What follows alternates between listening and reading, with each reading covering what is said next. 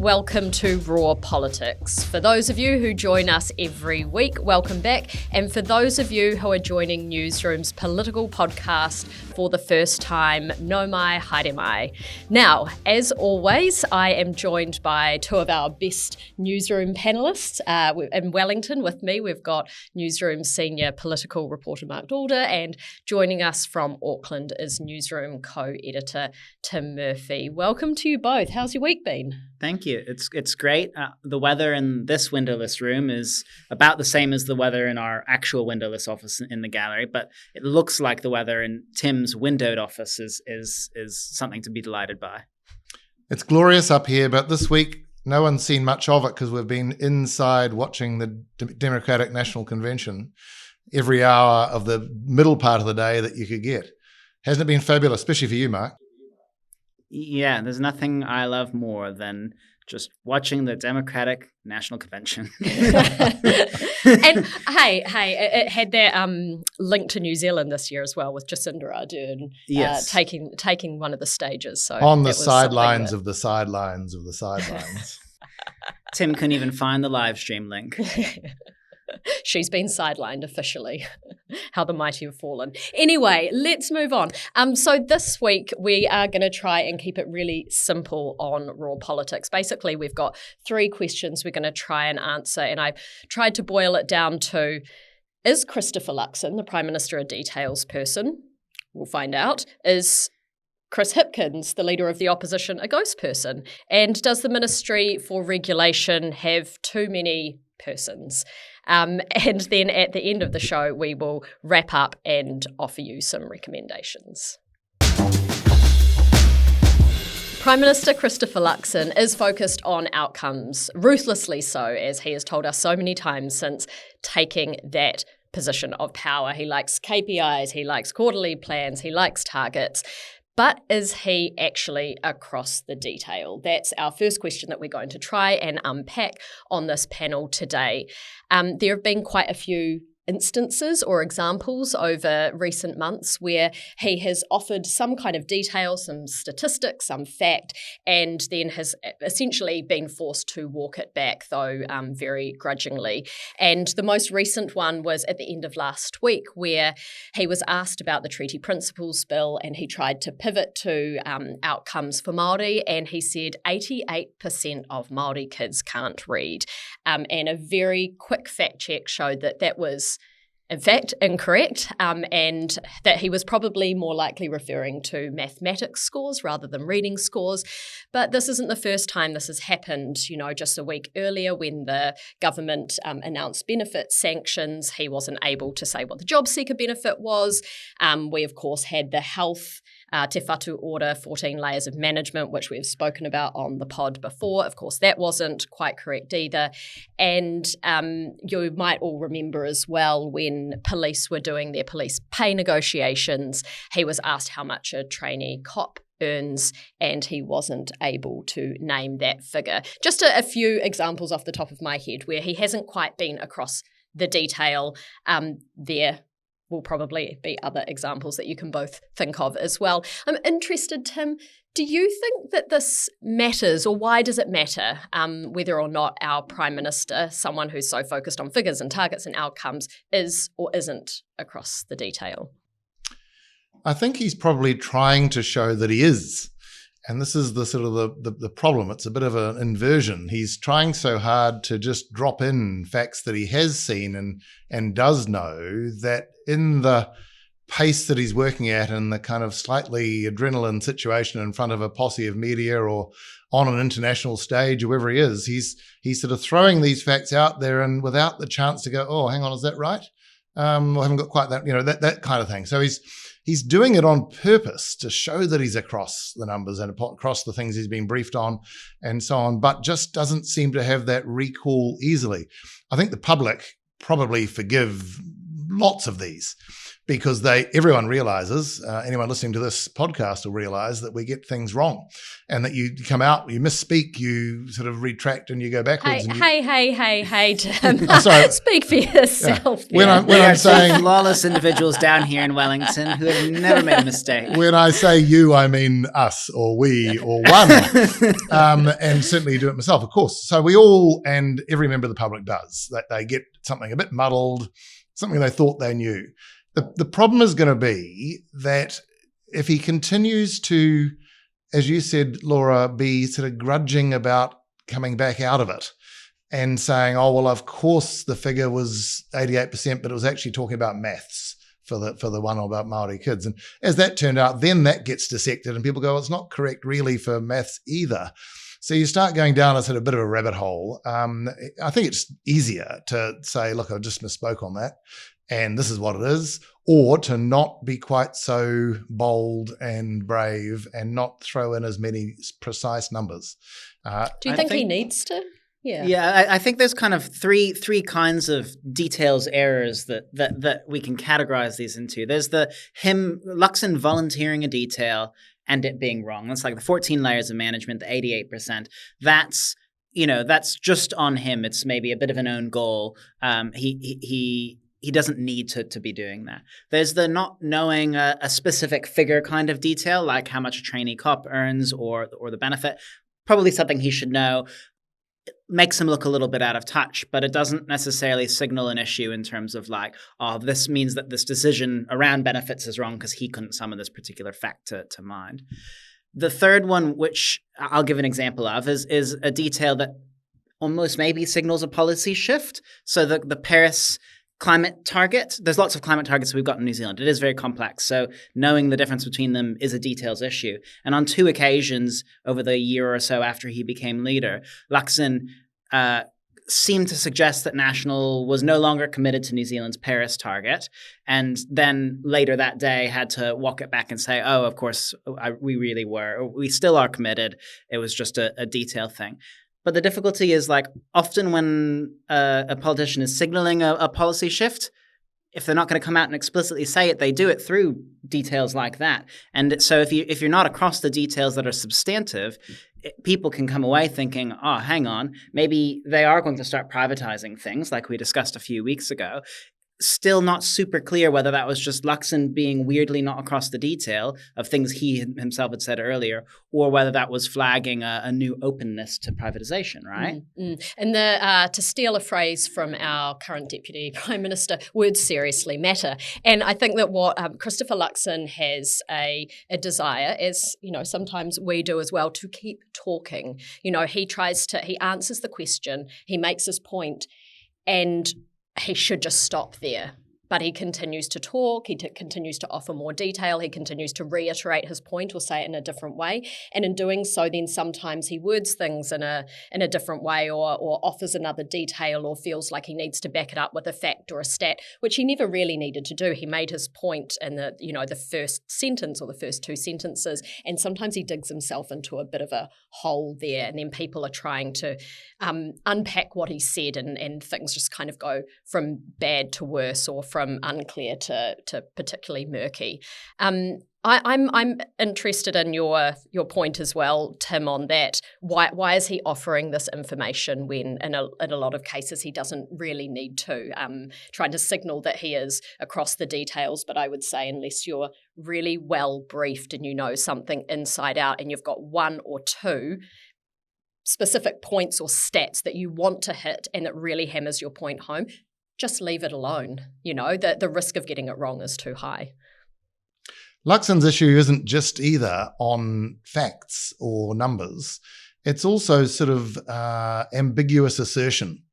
And I think that might have got him in a little bit of foreign affairs speak, doubt over in his trip to Australia regarding his broad comments about New Zealand and looking again at ANZUS and some of the foreign affairs kind of expert communities looking sideways at that, what that might mean.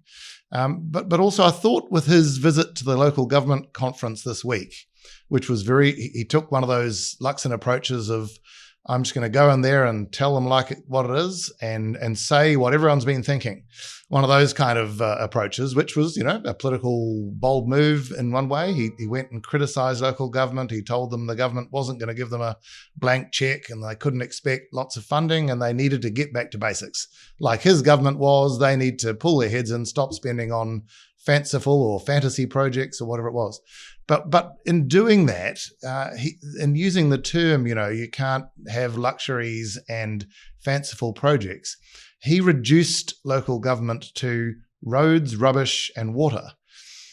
But of course, local government, even if you take out the well-being aspects that Labor put upon them, has so many other things, like libraries. He criticised the convention centre they were speaking in. And in doing that, of course, National proudly put a lot of emphasis on and development of the Auckland Convention Centre because under John Key, and they saw that, Stephen Joyce and John Key saw that as a major economic push, a stimulant. Working with the private sector, sure, wasn't just funded by a council, but in one breath, this is an important step. And in the other, you ought not to be doing this. And with one of the things is that local councils survey their ratepayers probably more than governments do, central governments do, about what you want us to do. Auckland under Wayne Brown tried to cut lots of things. They surveyed and so many, a big percentage, almost 3/4 came back with, don't cut all these other services, not just rubbish, roads and water. So there's parks and libraries, there's community centres, there's sport, all that stuff. So I just think Luxon, again, taking a very broad brush, sweeping, bit ambiguous message, and a lot of those people in that room were left scratching their heads saying, well, what are we to take from that? Yeah. And I think we talk about it in this situation. We're talking about Luxon and his approach and his recall and his way of wording things, or the ambiguity with which he communicates his message. But I think that there's also a question around his staff when we talk about this. It's the job of a prime minister is a massive job, and it's not just one that he does on his own. He's surrounded by people. And I think that all of these things that we've been discussing calls into question the advice that he's getting, the briefings he's getting, who those people are surveying, talking to, whether he's got himself surrounded by the right mix of people. And also just that how he's being briefed, how frequently, whether he gets his briefings in, on paper, and whether he sits down and actually reads those every night. It's a long day for a prime minister. Does he then sitting down and reading those briefings, or is he getting them verbally from his staff? And if so, are they doing the right thing by him and understanding maybe the audience he's speaking to, or the specific facts that are going to likely to be relevant, or what will likely come up in that next media interview? I wouldn't expect the prime minister to always have every fact sitting on the top of his head. But if his staff are doing the right job by him, or doing right by him, they'll be briefing him on what they think, those questions will be, or the stats and facts and specific language that he needs to communicate that message on any given day.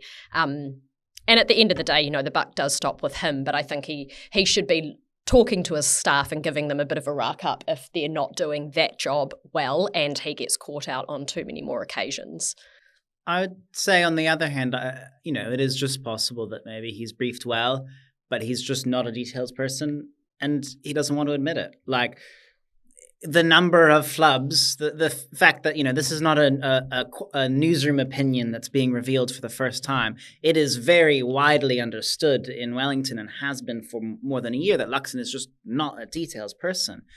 And he has to know that, or at least have heard it. And it feels like every time he comes out with a new number, he's like, I'm proving you wrong. And then it's a coin flip as to whether or not he is. And some others do it so well. David Seymour he uses the numbers things a lot, and almost, the look how smart I am, or maybe while you're mentally trying to check his arithmetic, he's moved on to the next point and you're running after him to catch up. He uses it quite effectively. I think maybe Luxon thinks he can be that person too, but you've really just got to stick to your strengths. Yeah. Unlikely too that Luxon's at all troubled by any of this, or by looking sideways at his staff. because they'll look at the poll, like this week's poll, and say, look, the people still go for it, and his own personal favourability or personal preferred prime minister, at least, going up. So they're probably looking at each other and going, this is the shizzle. We'd, keep doing it, keep throwing whatever you like at it and see what hits. Though if you ask Luxon, which we did, he won't say that it's the shizzle. He'll say that, we don't care about polls, they don't mean anything. And I asked him then why they continue to pay for internal National Party polling, and he was a bit caught out there and said, because we always do. But yeah, I think you're right, Tim. It's playing for now, but there's only so many times you have to walk back a statement, or you're proven wrong, or have to admit that you're wrong before it does start to stick in some way, I think. Particularly something like the fact that started this off, right? Saying 88% of Māori kids are illiterate just feels mean-spirited. As soon as it's false, it sounds false the moment someone says it, but it just, in the context of all these other things that we've been talking about with government's policies on Māori in particular. Here's a moment of Christopher Luxon trying to deflect criticism of the Treaty Principles Bill by talking about how much his government is going to do for Māori education. And instead he just says they can't read. Like, it can hurt him, right? It's not just kind of image. It has some substance to it too. Yeah. Can I just say, Laura, that I print off your episode notes for Raw Politics every week. I print them off and I tick off each fact and detail, each briefing fact you've given me, so that I'm completely up to speed. I'm glad that you're getting my briefing notes, Tim. It's nice to hear that someone reads them. We've not discussed Labour very much on the pod this year, and that's largely because there hasn't been very much to discuss. Labour has been lying low. They say that is on purpose, that is their strategy. But I think as we're coming into the latter half of the year, we now need to question whether that is the right strategy. What do you reckon, Mark? Yeah, I mean, it's the thing that oppositions like to say of, we're not going to bark at every passing car. It does feel like when you look at the cars they bark at and the cars they don't, they might just be a very confused dog. Like, the accommodation allowance story that I did in March about Christopher Luxon claiming $52,000 to live in his apartment that he already owned outright. We went to Labour before that story ran and said, we're doing this story. Would you like to comment? And they said, literally that. We don't want to bark at every passing car. And I thought, this is probably one that you want to bark at.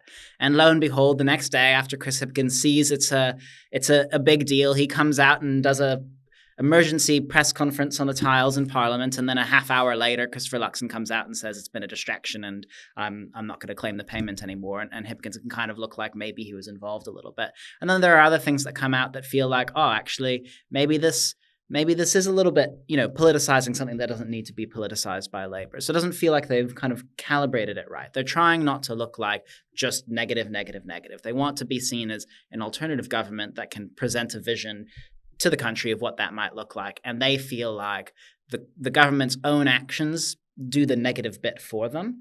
The difficulty is that doesn't seem to be working. And insofar as people might be going, I don't like this thing the government's done, if they don't hear anything from Labour on it, they don't know that there's actually, an alternative idea somewhere. Mm-hmm. And I think that's the thing. It's about framing it as an alternative idea or putting forward your solution rather than just saying that their solution is bad. Otherwise, you're always caught in the reactive cycle and speaking in negative terms and using negative language. And, oppositions are framed as negative entities all the time. They don't need to add to that. What do you think about Chris Hipkins, Tim? I mean, we've spoken about Labour generally, but what about Chris Hipkins himself? We're not seeing much of him. Is he getting cut through? Do people want to hear from him anyway? No and no. I feel for him and for the role that he's in, because he's in the same sort of position that Bill English was after 2002, and a thrashing that got 22% for National, and then same with Judith Collins with whatever that was, 26 for National in 2020. And now, he's sitting at Labour. He brought Labour to nowhere. No one wanted to know. He was neither persuasive nor convincing last year. So, you've got to recalibrate. Is he now just seeing it out, knowing that he won't, like those other two, get the next go? he won't be there in 26. And so is he just doing a service now, sort of going through the motions? And that's sort of like what it looks like to me. It's a difficult position. Probably in his heart of hearts, he doesn't believe that he's going to be the guy. And as we know, Labor's now got until another full 2 years, really, if they want to leave it and try and play a late switcheroo in August before the October election. If they have a Jacinda-ish person or anyone of appeal who have more appeal than him. So they've got 2 years. When do you start making a change? When do you start firing?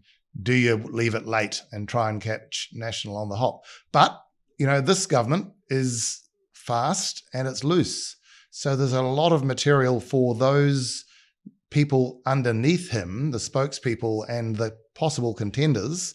And they're the ones really who are probably, they're practicing for the big possibility themselves, I think. So each of them, and there's maybe 3 or 4, need to be really making this time work for them. I think they're doing okay, but I think you'd look at the Green Party spokespeople and things who are doing better. And Green and even in the Māori Party to a degree, pushing on some of those vulnerabilities of the government. I think it's difficult and it's probably going to be a slow and it won't change quickly for the Labour Party.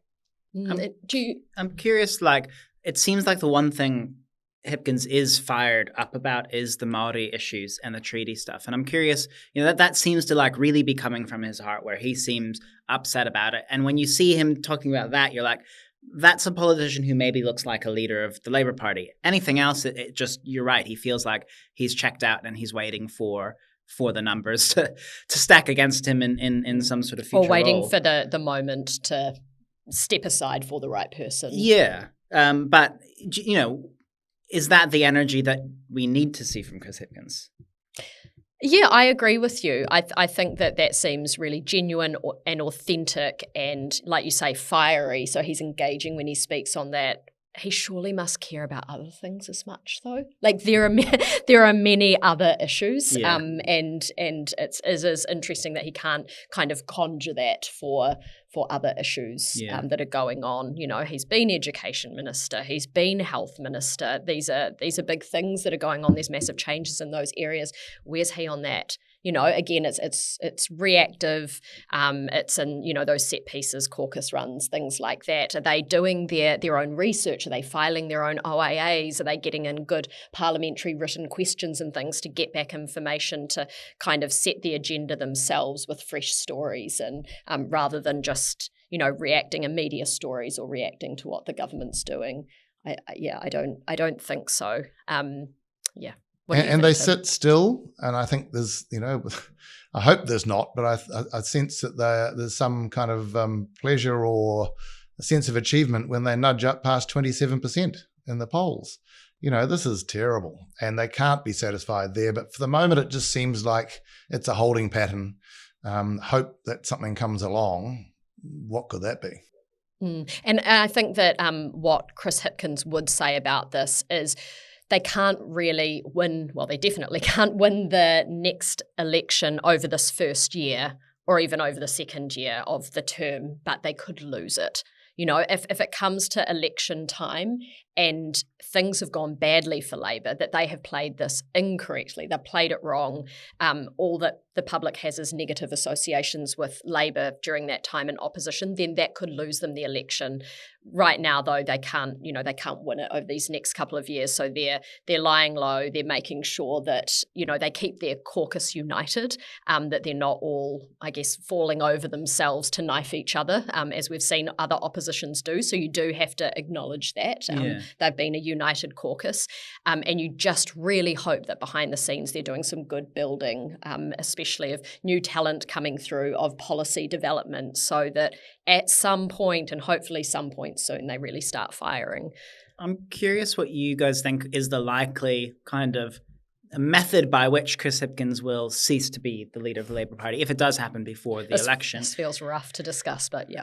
Just in terms of, there's the Andrew Little step aside, there's the Judith Collins kind of self-implosion thing, which felt at the time a little bit like she was in Chippy's position and knowing I'm not going to be the person doing this, so let's just get it over with.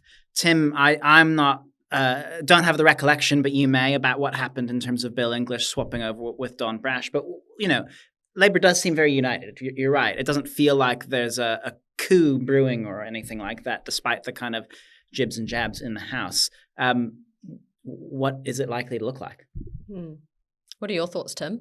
Well, look, I think we lack probably here, Mark, and Nancy Pelosi to tap him on the shoulder at the appropriate time and say, Chris, there's no chance, go with dignity. Because that will happen somehow, and it's better than a coup, isn't it? And I think Brash basically got the numbers built up and it was looking like a coup for some time, a spill. But he will go. So the question is who gently, warmly, could be Jacinda, could be Helen, but someone, a grandee, probably needs to pick the moment and hurry him along. It is time for our audience question. And this week, someone has asked us, how many staff are at David Seymour's new Ministry for Regulation? It's a pretty straightforward answer for this one. It's 91. About 3 times as many as he signalled that there would be at the start. I think he suggested there'd be about 30 staff in that new ministry. Of course, the ACT Minister, David Seymour, would point out that not all of those 91 vacancies have been filled yet, so it might not settle on that number, but it'll be somewhere around that. And the average salary is $150,000. Mark, what did you think of this reporting? I think everyone had a bit of a chuckle, didn't they? Yeah, I mean, it's fair for David Seymour to say, as he has, that the job of the Ministry for Regulation is not cutting government waste, it's cutting red tape that's constraints in the private sector. But there is still an irony in David Seymour campaigning against wasteful spending, being the guy who's created 2 new government agencies, the Ministry for Regulation and the Charter School Agency, and that this one is so highly paid, $150,000. The average public servant earns about $82,000. So it's higher than the average wage in the private sector, but it's not this, which is nearly double that. And lost my train of thought. Yeah. Nearly double that. Big salaries, lots of staff. Your thoughts on these stories, Tim? I think the other coalition parties and partners must have been rolling their eyes and thinking, for shit's sake, David, of all things, you and this and now. And look, his argument is that since they've been in government, they've realised there's a lot more red tape and a lot more gain to be had by having more bodies on the ground looking for and cutting away. But you could make that argument with health. They've got into government and found there's a whole lot more that needs to be done in health. So why not put on some more health officials? In education, we can't read, any of us, can we? And we can't do maths.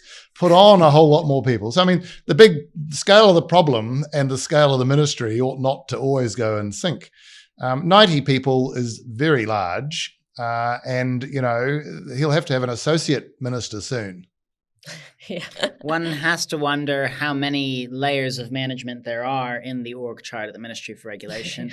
Surely not 14, but it could be higher than the recommended, 6 or 7 that Luxon said should be in the health system. Yeah. And I think that they'll also have to be remembering about the creep of these things. This is how it starts. It's, you start with, you think you're going to have 30, next thing you have 91, next thing it'll be his ministry that's having budget cuts next year in the budget. Nicola Willis and David Seymour go head to head. Yeah, all the free sushi lunches and woke quinoa, that's gone for the Ministry of Regulation. Just pies and sausage rolls for them. To wrap up for this week's episode of Raw Politics, as always, we will be offering you some recommendations, something we have read or listened to or watched this week. Tim, let's start with you. Mine's a podcast, actually. Listen to this one first. You're at the end, so that's good. And then go listen to The Australian has a podcast, daily podcast called The Front. And this week and last and next, I think they're following an amazing defamation case in Perth in which the former Defence Minister, Linda Reynolds, is suing her former staffer, who was raped in her office by another worker for defamation. Thanks, Tim. My piece for this week, or my recommendation for this week, is the piece by Newsroom Pro editor John O'Milne, The PM Goes to War on Council Waste and on Councils. Jono knows local government inside out, back to front. Any piece or analysis that he writes in this area is always well worth a read, and this one is no different. I would suggest that you go check it out. Mark, what have you got for us?